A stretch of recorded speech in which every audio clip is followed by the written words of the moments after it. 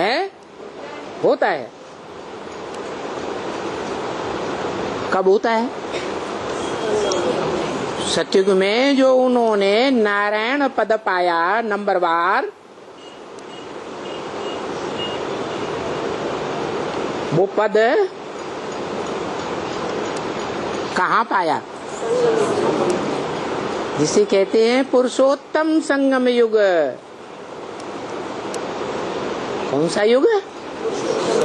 पुरुषों में उत्तम ते उत्तम नंबरवार कौन है, ये संसार में पता लग जाता है।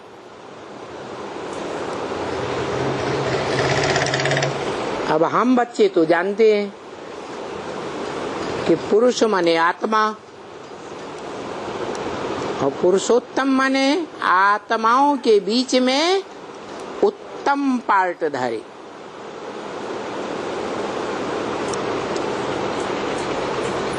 तो कौन हुआ?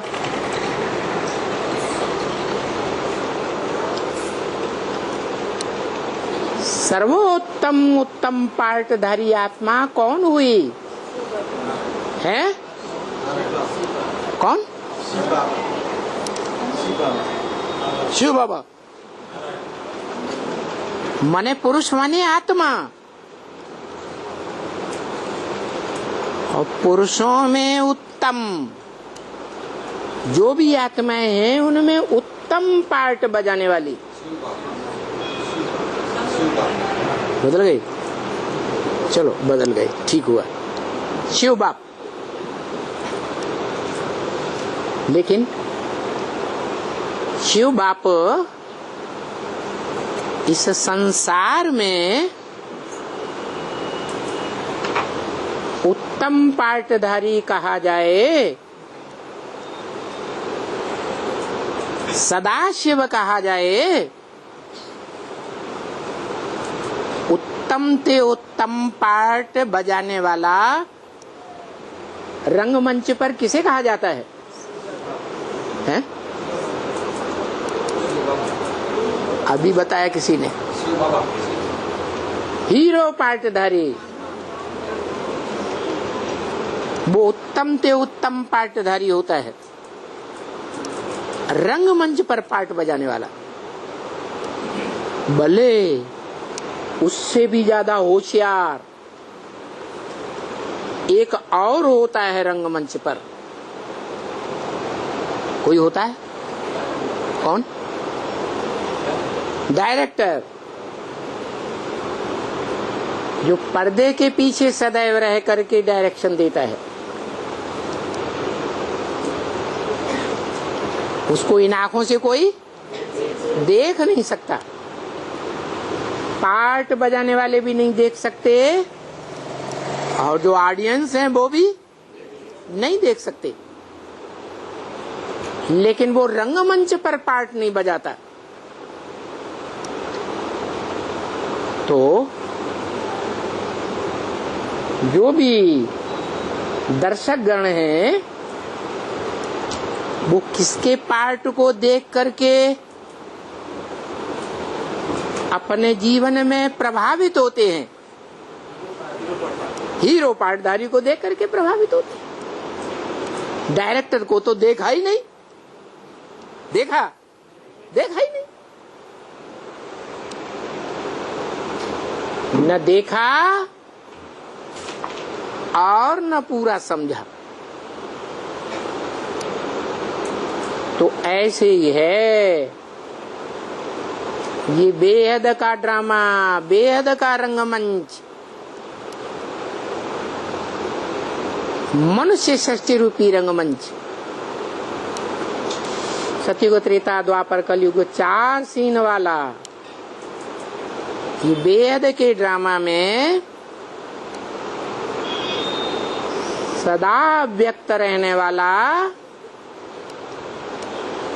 पर्दे के पीछे से पार्ट बजाने वाला कौन है? शिव बाप। वो रंगमंच पर 4 सीन में प्रस्तुत नहीं होता, सिर्फ कब? जब रिहर्सल का पीरियड होता है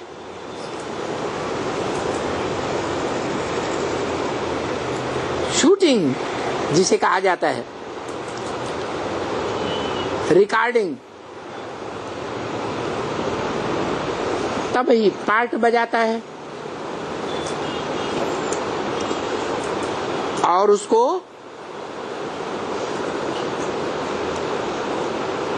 कौन पहचानते हैं, कौन ज्यादा जानते हैं? रंगमंच पर पार्ट बजाने वाले ज्यादा जानते हैं या ऑडियंस ज्यादा जानते हैं? पार्ट बजाने वाले ज्यादा जानते हैं। पार्ट बजाने वालों में भी नंबरवार। तो ऐसे ही है, बेहद षष्ठी रूपी रंगमंच पर आत्माओं का बाप, जो निराकार आत्माओं का निराकार बाप है, वो सबसे जास्ती बुद्धिमान है।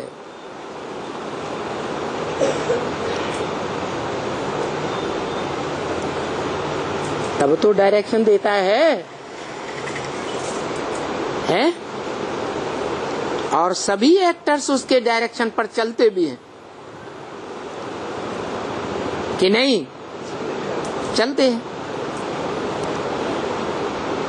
तो शिव बाप है बेहद ड्रामा का, बेहद का डायरेक्टर।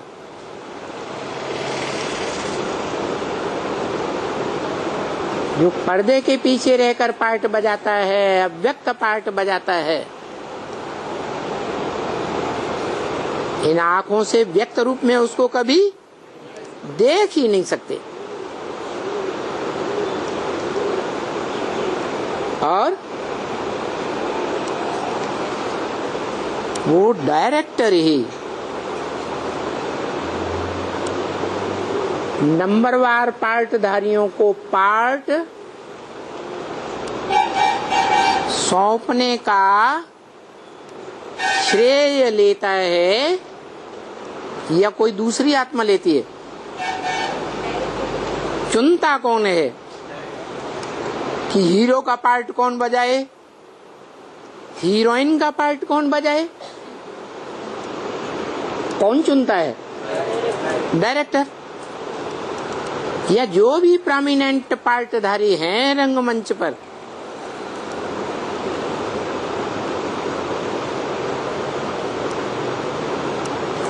कौन कौन किस समय पार्ट बजाए वो निश्चित कर देता है। तो शिव बाप इस बेहद के ड्रामा का डायरेक्टर है और मनुष्य सृष्टि के बाप को हीरो पार्टधारी बनाता है।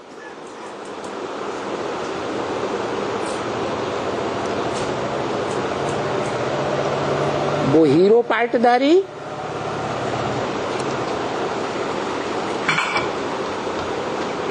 ऑलराउंड पार्टधारी है क्या? उसका पार्ट कभी जीरो में नहीं जाता कि पार्ट खलास हो जाए। मान लो 500-700 करोड़ मनुष्य आत्माएं और उनके आधार पर पार्ट बजाने वाली प्राणी मात्र की आत्माएं महाविनाश के समय, महामृत्यु के समय जब सब शरीर छोड़ देंगी,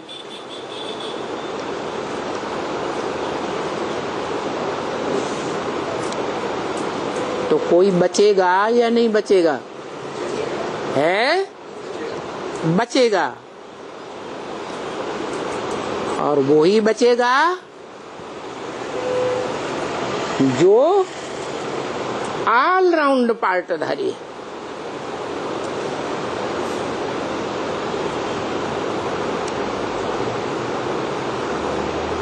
उसके पार्ट एक दिन का भी नहीं, एक घंटे का भी नहीं, एक मिनट का भी कम नहीं होता।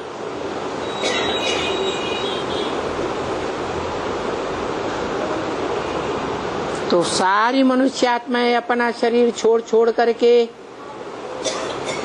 आत्मलोक में चली गई, तो फिर वो क्या पार्ट बजाएगा?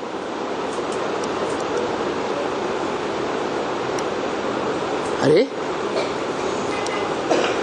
उसका पार्ट कभी खत्म ही नहीं होता, तो महामृत्यु के बाद वो कोई पार्ट बजाएगा या नहीं बजाएगा?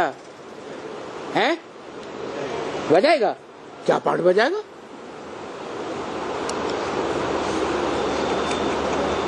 है? अरे है? नैनो पे बिठा के ले जाऊंगा। तो ले गया ना। उसके नैनों में ज्योति बिंदु शिव समाया हुआ है।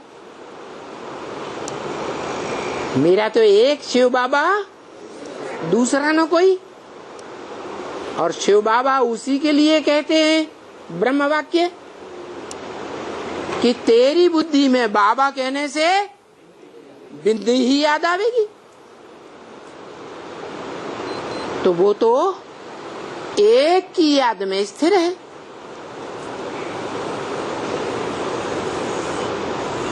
उसके नयनों में कौन बसा हुआ है? शिव बाप ज्योति बिंदु। और वो ही कहता है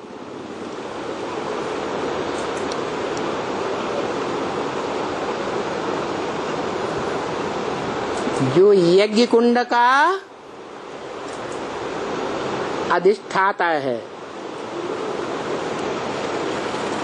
वो ही कहता है रुद्र ज्ञान यज्ञ कुंड का अधिष्ठाता कौन है?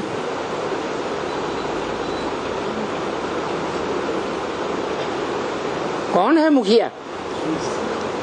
अरे जिसके नाम पर यज्ञ का नाम पड़ा, रुद्र, रौद्र रूप धारण करने वाला।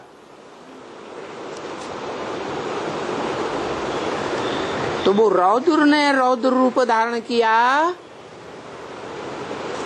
तो जो भी प्राणी मात्र हैं अपना शरीर त्याग देते हैं और उसके द्वारा दिया हुआ जो महामंत्र है, क्या? मन मना भव, मेरे मन में समा जा। तेरे मन में क्या है? हैं? ज्योति बिंदु। तेरे मन में क्या है? ज्योति बिंदु। और वो कहता है मेरे मन में समा जा। तो जो भी दुनिया के प्राणी मात्र हैं उनको महामृत्यु के समय आत्माओं के बाप और आत्माओं के बाप ने जो मनुष्य सृष्टि के बाप का परिचय दिया,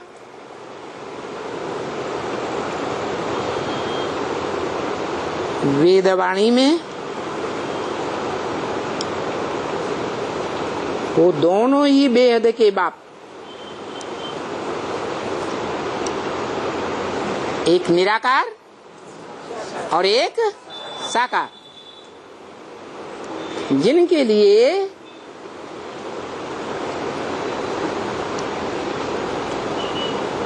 इशारा दिया कि छोटा रूप निराकार ज्योति बिंदु याद नहीं आता है, तो बड़े रूप को ही याद करो। मेरा बड़ा रूप भी है या नहीं है? तो हर एक अपने दिल से पूछे, पुरुषार्थी, कि मुझे निराकार याद करने में सहज होता है या साकार याद करने में सहज होता है।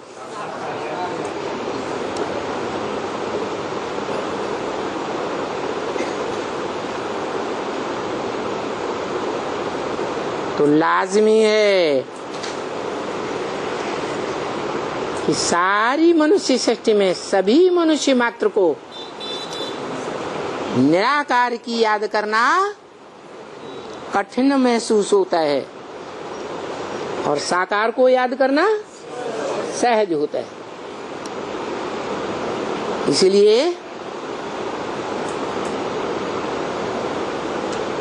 परमपिता शिव ने बता दिया कि साकार में निराकार को याद करो। क्या करो? साकार में निराकार को याद करो।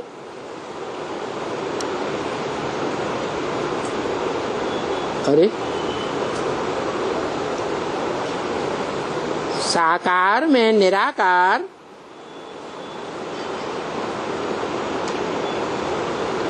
पहले कभी नहीं था क्या? अरे उस साकार की आत्मा निराकार थी या नहीं थी? हा? थी ना? नहीं थी? थी। और पुरुषार्थी जीवन में भी उस साकार में निराकार आत्मा होती है या नहीं होती है? हैं? होती है। तो उस साकार में निराकार उस ज्योति बिंदु आत्मा को अगर हमने याद किया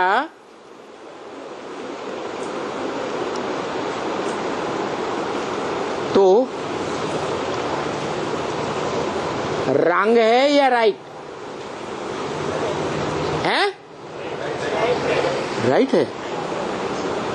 वो आत्मा पुरुषार्थी है, पुरुषार्थ संपन्न नहीं हुआ है।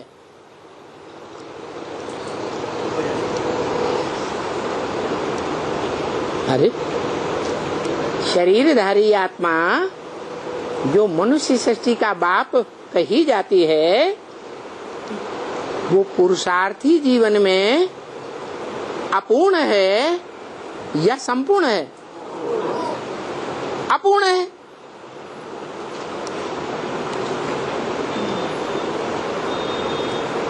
और भारत में तो ये मान्यता है, पूर्णमिदं पूर्णमदः पूर्णात् पूर्णं यदुच्यते पूर्णस्य पूर्णमादाय पूर्णमेवावशिष्यते। जो पूर्ण आत्मा है, संपूर्ण आत्मा, उसमें से संपूर्ण कोई निकाल ले तो भी संपूर्ण ही बचता है।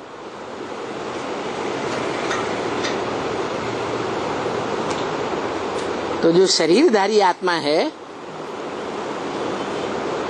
वो ऐसी क्वालिटी की है क्या? पूर्ण है, संपूर्ण है कि अपूर्ण है? हैं? जोर से बोलो। अपूर्ण है? अपूर्ण है, संपूर्ण तो नहीं है। और जैसे को याद करेंगे वैसे ही बनेंगे। जैसे का संग करेंगे वैसे ही बनेंगे। चोर डकैतों का संग करेंगे तो चोर डकैत बनेंगे।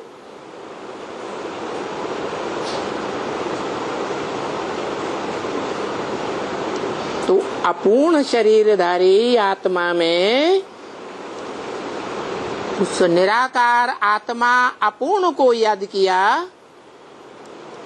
और साकार तो है ही, उस साकार में बड़े रूप में याद किया। तो भाव श्रेष्ठ रहा कि नीचा भाव हो गया है? श्रेष्ठ कैसे? अपूर्ण आत्मा को याद किया तो श्रेष्ठ भाव कैसे रहा है? शिव बाप बैठा है। अरे शिव बाप तो कहते हैं बैल पर सदा काल सवारी होती है क्या है? सदा काल तो सवारी नहीं होती। हाँ, तो वो जो अपूर्ण आत्मा है वो अपूर्ण पार्ट बजाने वाली है पुरुषार्थी जीवन में या वर्तमान काल में संपूर्ण पार्ट बजाने वाली है?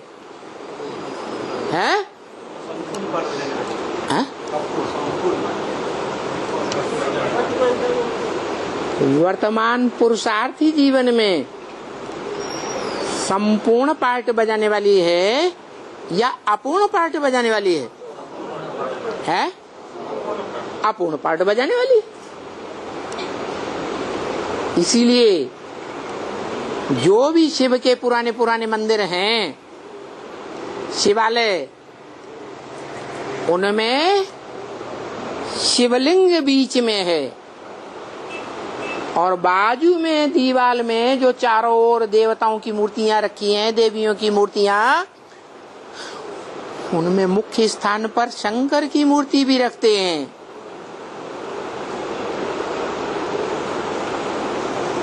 तो क्या साबित हुआ? शंकर को याद में बैठा हुआ दिखाते हैं। वो किसको याद कर रहा है? संपूर्ण को याद कर रहा है या स्वयं को याद कर रहा है? संपूर्ण को याद कर रहा है।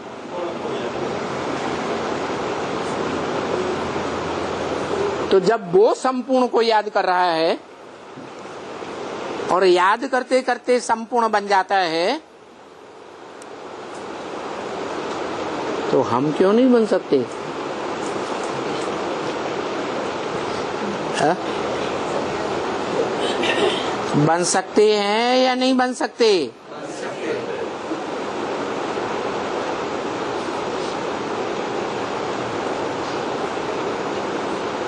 बन सकते। अच्छी बात है। श्रेष्ठ संकल्प करना, उमंग उत्साह बुद्धि में लाना अच्छी बात है ना? है?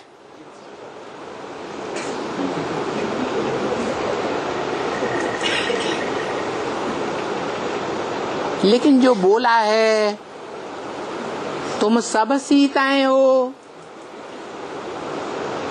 राम एक है, राम बापू को कहा जाता है।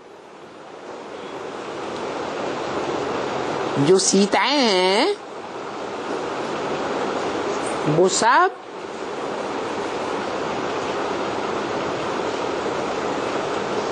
मिट्टी रूपी धरणी से जन्म लेती है और मिट्टी देह अभिमान में ही समा जाती है।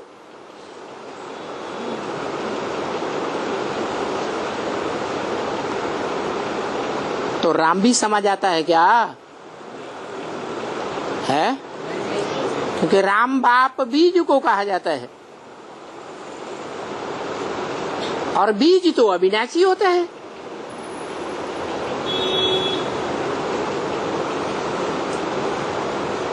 तो जिस पुरुषार्थी जीवन में, पुरुषार्थी मनुष्य शरीर में वो सर्वोपरि पुरुषार्थी आत्मा, जिसको ऊंच ते ऊंच आत्मा बापों का बाप ने चुना, नई मनुष्य सृष्टि बनाने के लिए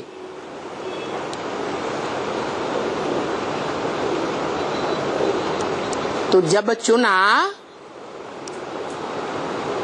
तब मनुष्य सृष्टि के बीच में वो ऊंच आत्मा जानकर चुना या नंबरवार आत्मा जानकर के चुना है? ऊंच आत्मा जानकर चुना।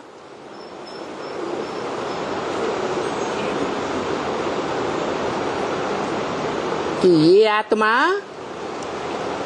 अपने पुरुषार्थी जीवन में भी सदैव ऊंच पुरुषार्थ करने वाली है या नंबरवार नीचा पुरुषार्थ करने वाली है? ऊंच पुरुषार्थ करने वाली।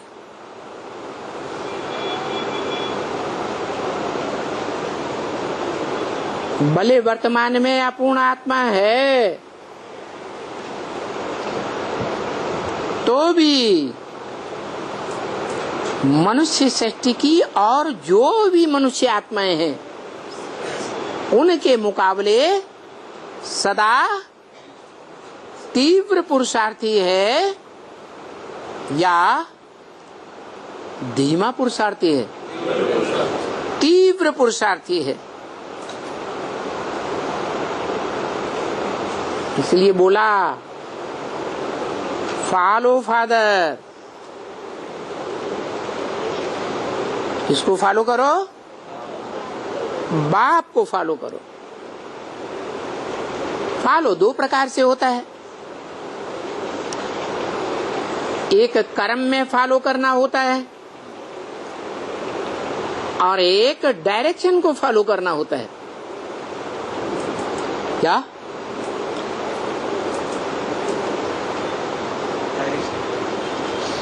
इसलिए ये भी बोल दिया फॉलो फादर एंड मदर।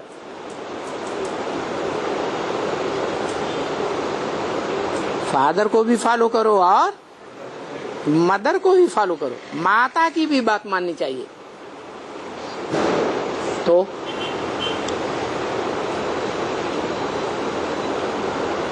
जो बच्चे अपन को आत्मा समझते हैं, आत्मिक स्थिति के पुरुषार्थी हैं, वो आत्मिक स्थिति में संपन्न बनने वाली आत्माएं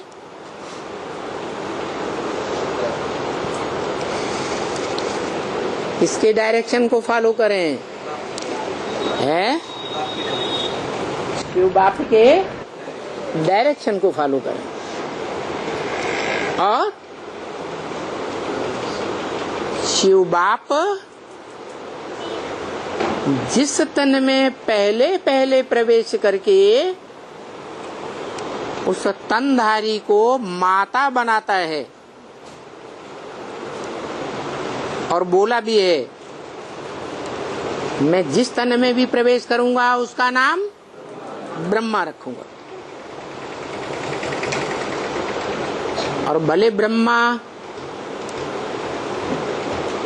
अनेकों के नाम है। चतुर्मुखी ब्रह्मा भी गाया जाता है, पंचमुखी ब्रह्मा भी गाया जाता है।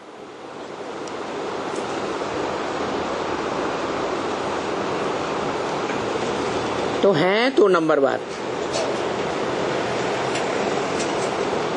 ब्रह्मा सो विष्णु।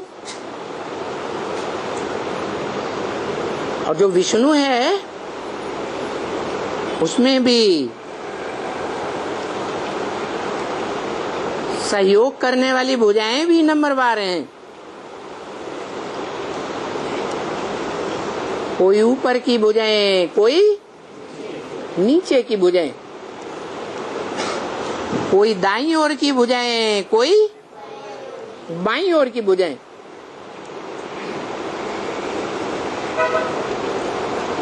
और भुजाएं तो जड़ होती हैं,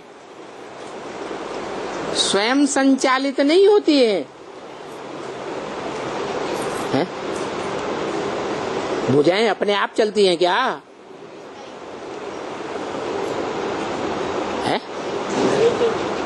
भुजाएं अपने आप चलती नहीं। सर काट दो, भुजाएं चलेंगी? नहीं चलेंगी। तो भुजाओं के ऊपर जो राजा बैठा हुआ है, भुजाओं को चलाने वाला, वो मुखिया है, जिसके आधार पर विष्णु का जो भी पार्टधारी शरीर है, पार्टधारी इंद्रियां हैं, वो सब मिलकर के विष्णु कही जाती है। जिन इंद्रियों में विष्णु माने नो विषय टाल, कोई भी इंद्रिय में विषय वासना का नाम निशान नहीं, व्यभिचार का नाम निशान नहीं रहता। तो वो भुजाएं जो हैं इंद्रियों के रूप में, वो भी तो नंबरवार हैं, हैं? नंबरवार हैं कि एक जैसी हैं? नंबरवार शक्तिशाली हैं।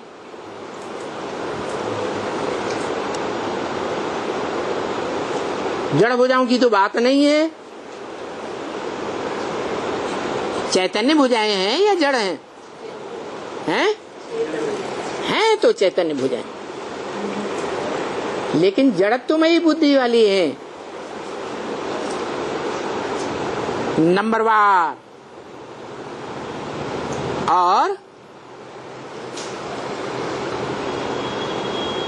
जड़त्वमयी बुद्धि के आधार पर उनके नंबर भी बन जाते हैं। अव्वल नंबर की भुजा, द्वयम नंबर की भुजा,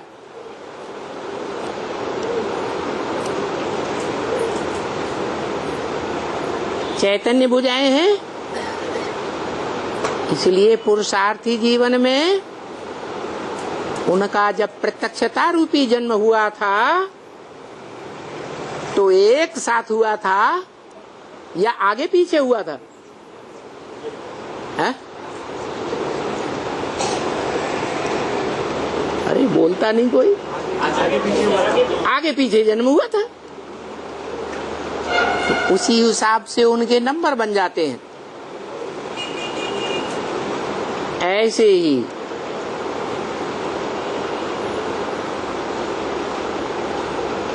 शिव बाप जो रंगमंच का डायरेक्टर है, वो डायरेक्टर प्रैक्टिकल एक्ट रंगमंच पर बजाने वाला नहीं है। इसलिए रंगमंच पर प्रभाव हीरो पार्टधारी का पड़ता है,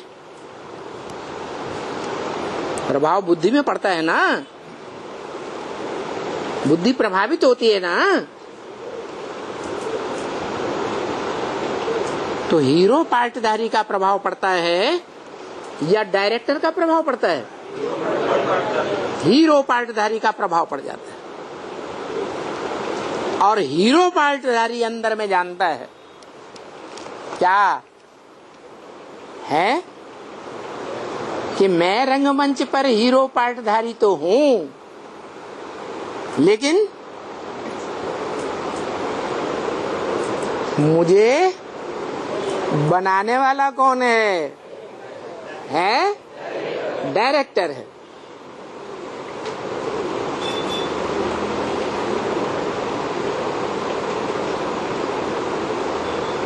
सच्चा है तो मानेगा, और झूठा है तो नहीं मानेगा। अहंकार में आकर खुद कभी डायरेक्टर बन के बैठ जाएगा कि मैं उससे भी अच्छा डायरेक्टर हूं।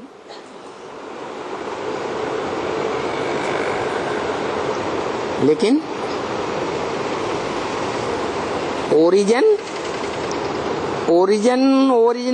ओरिजिनल ही रहता है। क्यों? Old is gold.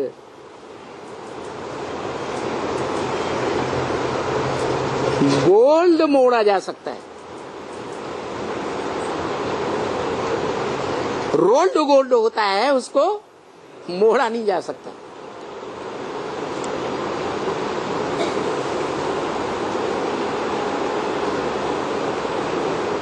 तो जो इस सच रूपी रंगमंच का ओरिजिनल है डायरेक्टर,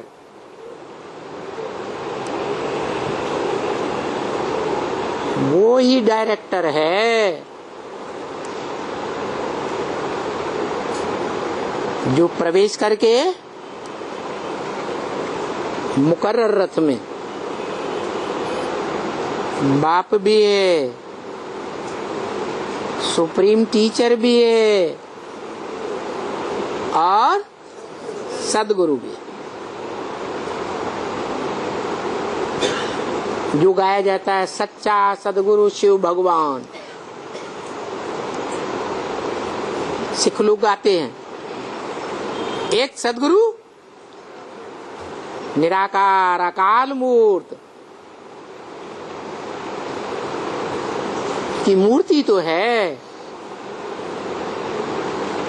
अमूर्त नहीं है। मूर्ति माने साकार।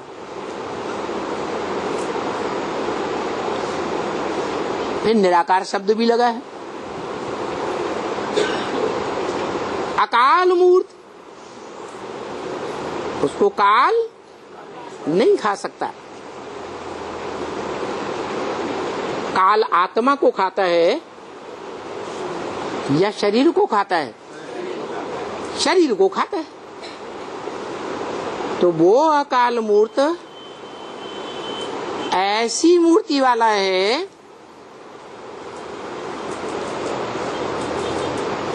जिसकी मूर्ति अमूर्त रहकर पार्ट बजाती है।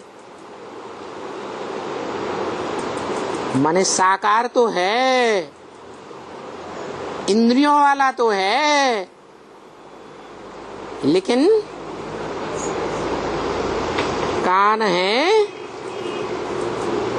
लेकिन कानों से सुनता नहीं है। सुनते हुए भी नहीं सुनता। सारी दुनिया ग्लानि करती रहे, लेकिन वो ग्लानि को सुनता है? नहीं सुनता।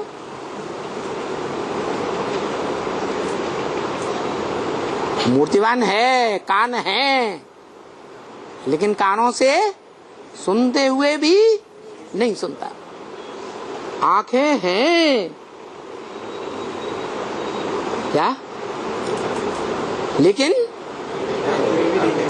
देखते हुए भी नहीं देखता। मना ऐसा क्यों करता है कि देखते हुए नहीं देखता? इसलिए करता है कि वो आता है तमो प्रधान कलयुग के अंत में, तो सारी दुनिया के प्राणी मात्र तो तमो प्रधान ही होंगे, मनुष्य मात्र भी तमो प्रधान। तो तमो प्रधान मनुष्य आत्माओं के वर्तमान कालीन तामसी रूप को देखेगा या सृष्टि के आदिकालीन सात्विक रूप को देखने वाला होगा? है सात्विक रूप को देखेगा।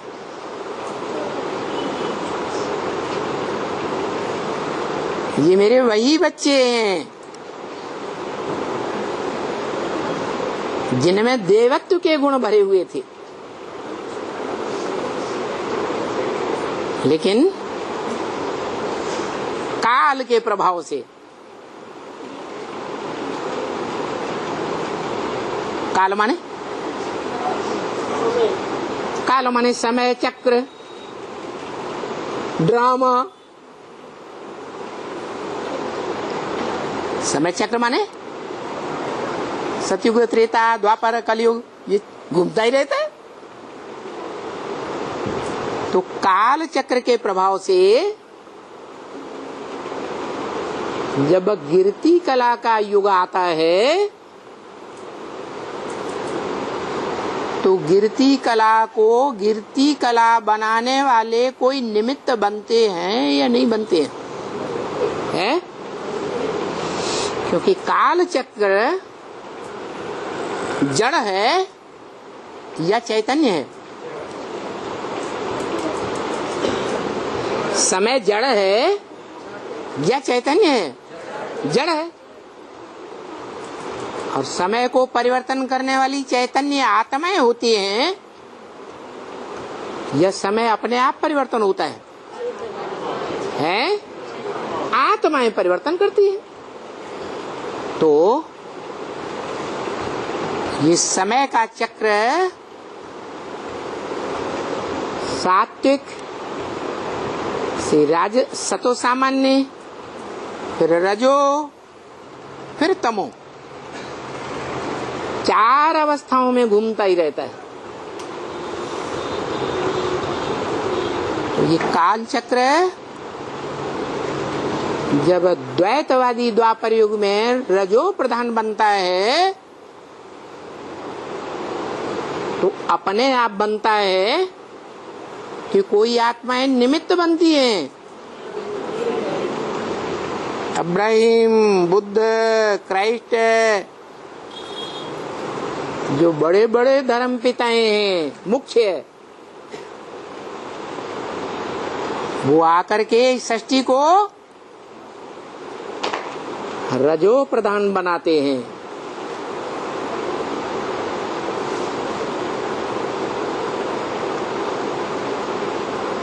जब काल चक्र का चौथा चक्र शुरू होता है तो तामसी बनाने वाली आत्माएं भी निमित्त बनती हैं।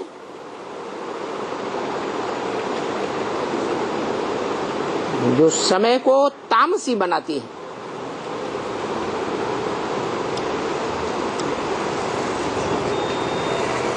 और चारों युगों में पार्ट बजाने वाली आत्माएं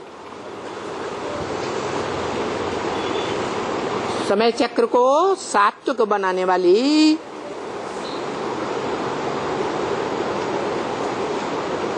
राजसी बनाने वाली, तामसी बनाने वाली कौन कौन आत्माएं हैं, वो संगम युग में प्रत्यक्ष हो जाता है।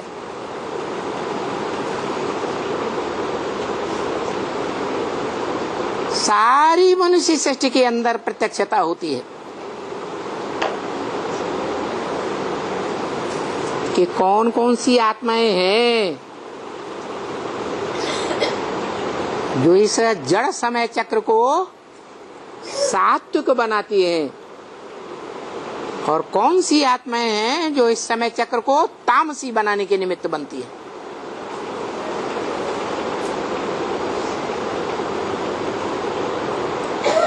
ये सब क्लियर हो जाता है कब?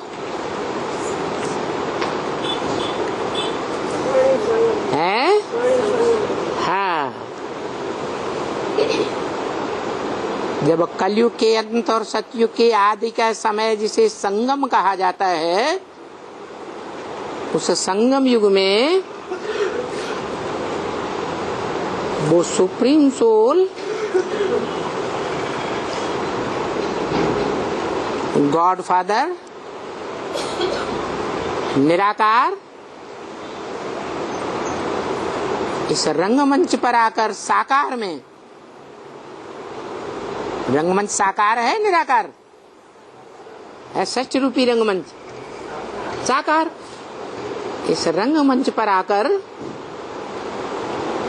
डायरेक्टर का पार्ट बजाता है। और रंगमंच पर जो भी पार्टधारी हैं 500-700 करोड़, सबके चेहरे डिक्लेयर हो जाते हैं, क्लियर हो जाते हैं, कौन देवात्माएं हैं और कौन राक्षसी आत्माएं।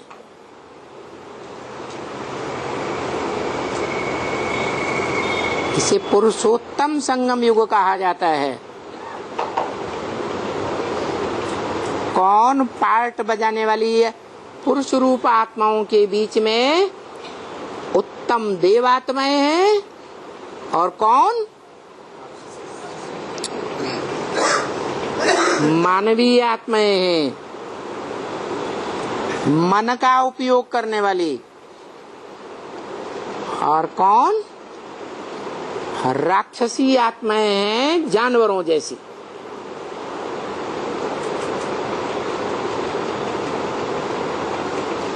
ये सब क्लियर होता है। तो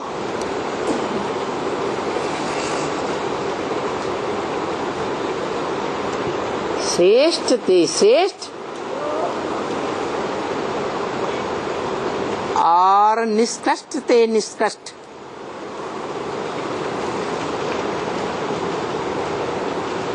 जो संगठन रूपी मालाएं हैं,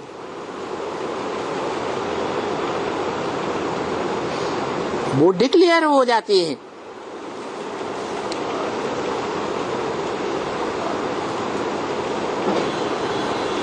और उन मालाओं में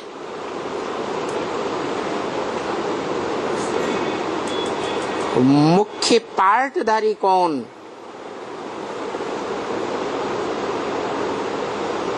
वो भी डिक्लेयर होता है।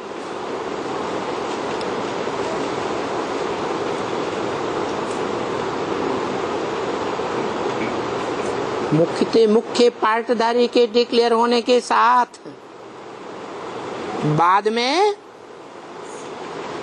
और जो नंबरवार मुख्य कहे जाते हैं वो भी डिक्लेयर होते हैं।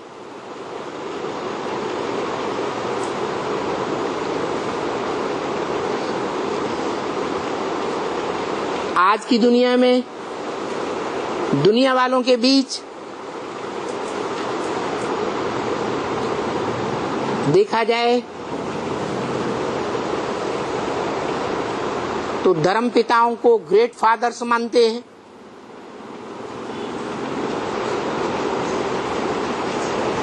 बड़ी बड़ी जनरेशन के फादर कहे जाते हैं।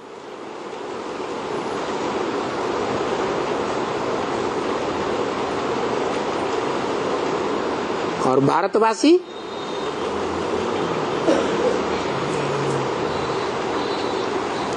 जो पक्के भारतवासी हैं, वो उन धर्म पिताओं की महानता को स्वीकार नहीं करते, उनकी सिखाई हुई धर्म की धारणाओं को भी स्वीकार नहीं करते।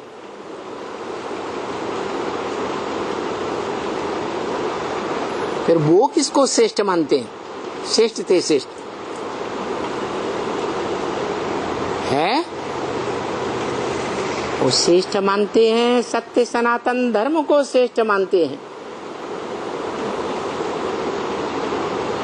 जिस सत्य सनातन धर्म की स्थापना एक सत्य बाप करता है,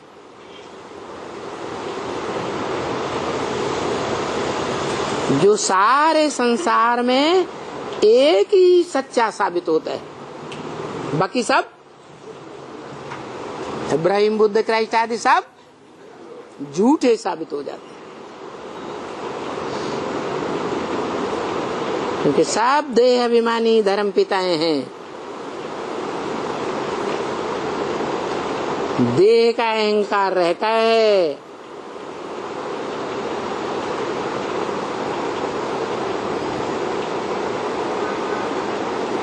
देह के माता पिता का अहंकार रहता है। आत्मा को जानते ही नहीं और आत्मा के बाप को भी जानते ही नहीं। जो आत्मा इस देह को चलाने वाली है,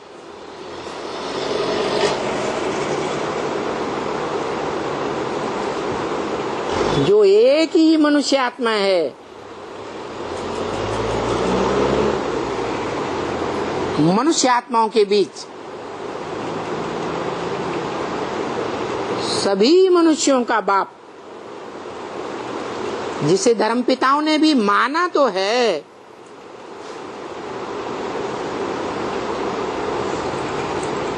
इस्लाम धर्म के लोग, मुस्लिम धर्म के लोग आदम को मानते हैं, अपने को आदम नहीं कहते। क्रिश्चियंस एडम को मानते हैं, अपने को एडम नहीं कहते, लेकिन जानते नहीं हैं कि वो कौन है, क्या करता है।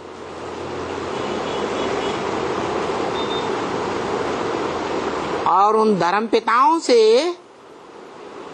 उस एडम आदम क्या संबंध रहा।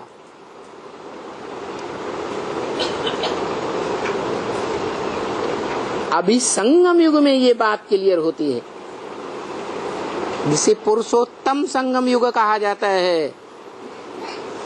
शरीर रूपी पुरी में शयन करने वाली नंबरवार जो आत्माएं हैं, उनके बीच अव्वल नंबर कौन, जिसे अल्लाह अव्वल दीन कहा जाता है। मुसलमान लोग भी मानते हैं, क्या कहते हैं? अल्लाह अव्वल दीन, दीन माने धर्म। कैसा धर्म? अव्वल नंबर, जिसने धर्म की स्थापना की।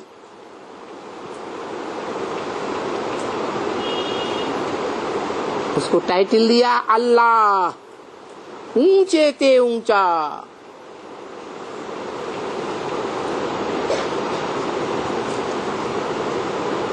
जैसे गुरु नानक ने भी इशारा किया,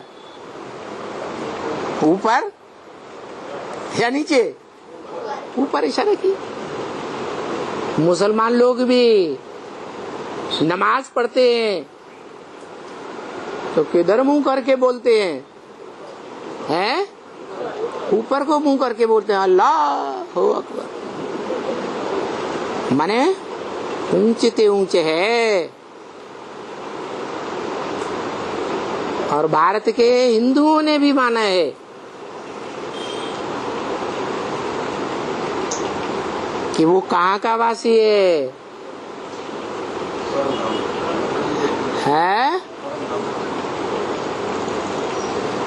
कैलाशी वासी। क्या? कैलाश पर्वत की ऊंची स्टेज में रहने वाला है। और मंदिर भी यादगार जो बनाए हुए हैं भारतवासियों ने, वो ऊंची स्टेज में बनाए हैं कि नीचे बनाए हैं। ज्यादातर पुराने मंदिर ऊंची स्टेज में बनाए जाते हैं, ऊंची पहाड़ी पर।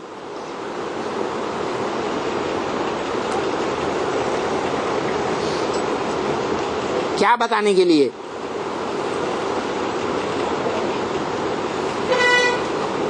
यही बताने के लिए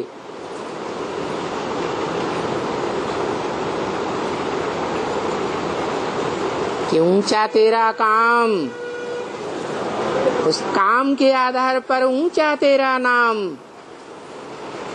और ऊंचा तेरा धाम।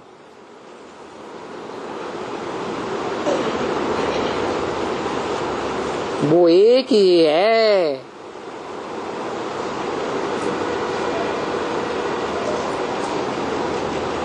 जो बापों का बाप है,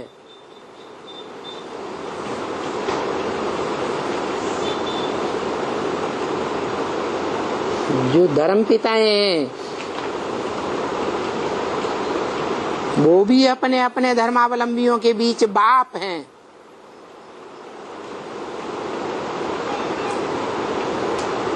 उन धर्म पिताओं का भी कोई बाप होता है। बुद्ध आया, सिद्धार्थ में प्रवेश किया, तो सिद्धार्थ देहधारी है ना। बुद्ध आया, वो भी देहधारी हुआ ना? नहीं, वो भी देह में आकर पाठ बजाता। देहधारी का कोई बाप होता है या नहीं होता है? होता है। और बाप का भी कोई बाप होता है। हमारी भारत की परंपरा में बाप के ऊपर बाबा माना जाता है, ग्रैंडफादर, और बाबा के ऊपर है पर बाबा, पर बाबा के ऊपर है तर दादा।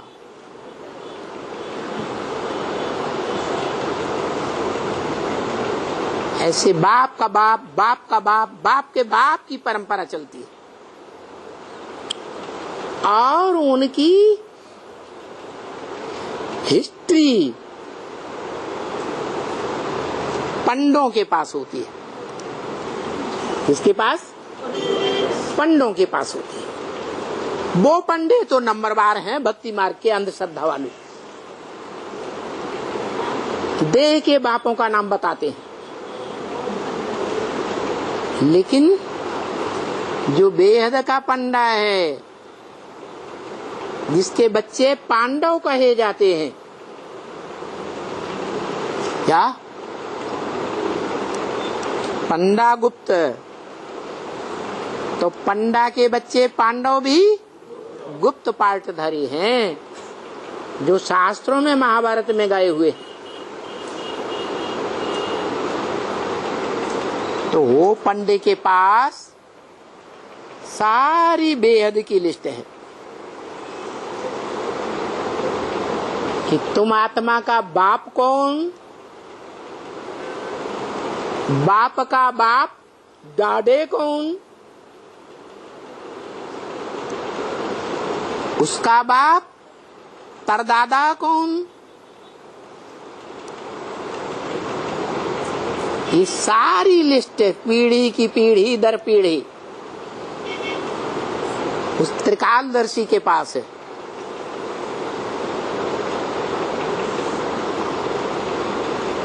और फिर ये भी बताता है कि वो जो शारीरिक जन्म देने वाले बाप होते हैं, बापों का बाप होता है, दादे होते हैं, तरदादे होते हैं, परबाबा होते हैं, उनमें सर्वोपरि कौन है और वो क्या करता है, कब करता है,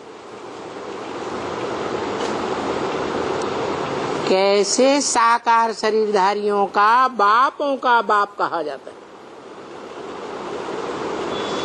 क्या साकारियों का बापों का बाप या निराकार आत्माओं का बापों का बाप है? साकारियों का बापों का बाप।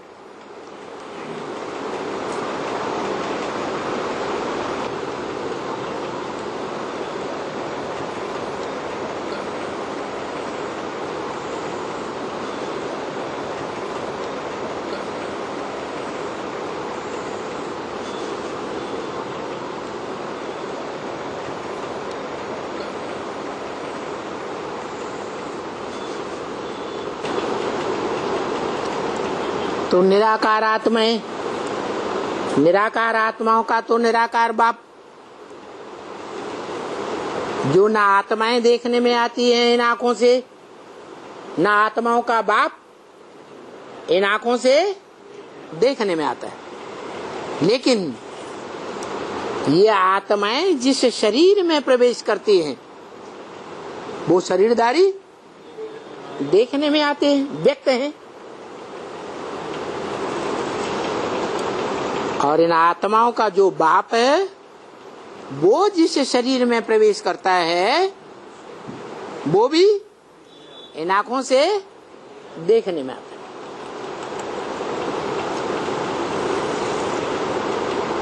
तो पहले पहले जिसमें प्रवेश करता है वो है मुकर्रर रथधारी आदि सो अंत में प्रत्यक्ष होने वाला।